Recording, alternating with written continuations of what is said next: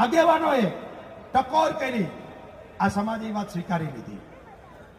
મોટા ભાગના સમાજોમાં pre wedding બંધ થઈ ગયું, ને જ્યાં ચાલુ છે ત્યાં આપણી સંસ્કૃતિ મુજબનું પ્રી વેડિંગ થાય છે કે ગાયો દોતા હોય, બળદગાડું હાલતું હોય, વાડીએ જતા હોય, છાસ કરતા હોય, આ પ્રકારનું પ્રી વેડિંગ આપણે કરવા માંડ્યા. આ આપણા સમાજની સમજદારી છે.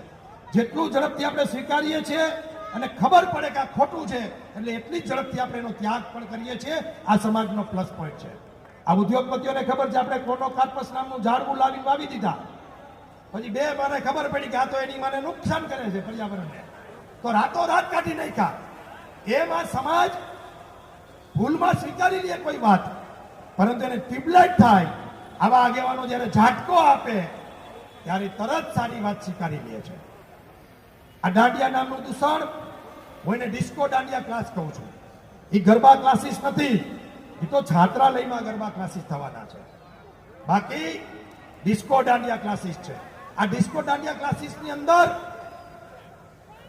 હ્યુમન સાયકોલોજી મુજબ તમે માધુરી દીક્ષિતને વાંદરાને એક રૂમમાં પૂરી દો ને, તો એને વાંદરાને માધુરી દીક્ષિત આરે પ્રેમ થઈ જાય. તો આપણે તો માણસ છીએ. વલ્ગર ગીતો વાગતા હોય, હિન્દી પિક્ચરના સોંગ વાગતા હોય, લવ પ્રેમના ડિસ્કો હાલતા હોય, અને વલ્ગર સ્ટાઇલથી આપણને કોઈ ગરબા શીખડાવતું હોય, તો હ્યુમન સાયકોલોજી એમ કહે છે કે તમે 20 દિવસ સુધી રાતે 10 વાગે સુઈ જાઓ તો તમને ટેવ પડી જાય 10 વાગે ઉઠવાની. અને હ્યુમન સાયકોલોજી એમ કહે છે કે તમે 5 વાગે ઉઠવાની ટેવ પડો તો 21મા દિવસે તમે ઓટોમેટિક 5 વાગે ઉઠી જાઓ.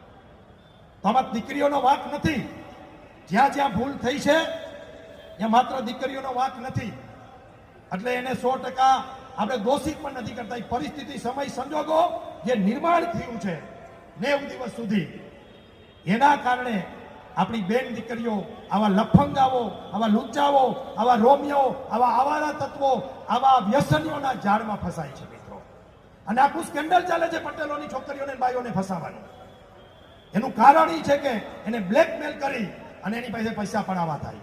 એ પ્રેમ છે જ નહીં મિત્રો. આખું ષડયંત્ર મોરબીની અંદર અને ગુજરાતની અંદર આવા આવારા તત્વો ચલાવે છે. હું એમ કહેતો જ નથી કે બધા જ દાંડિયા ક્લાસીસ વાળા ખરાબ છે, બધા જ શીખડાવવા વાળા ખરાબ છે, પરંતુ અહીંયા તો 90 દિવસ સુધી ટાઈમ ટુ ટાઈમ ફિલ્ડિંગ તમારી પાછળ જે ભરે છે ને, એ આવારા તત્વો તો ચોક્કસ મેલી મુરાદથી તમારી પાછળ આવે છે. આપણે એવું વાતાવરણ શું કામ આપીએ? આપણે એવી પરિસ્થિતિનું નિર્માણ શું કામ કરીએ કે જેથી કરીને આપણે પછી પૈસા કેવું પડે?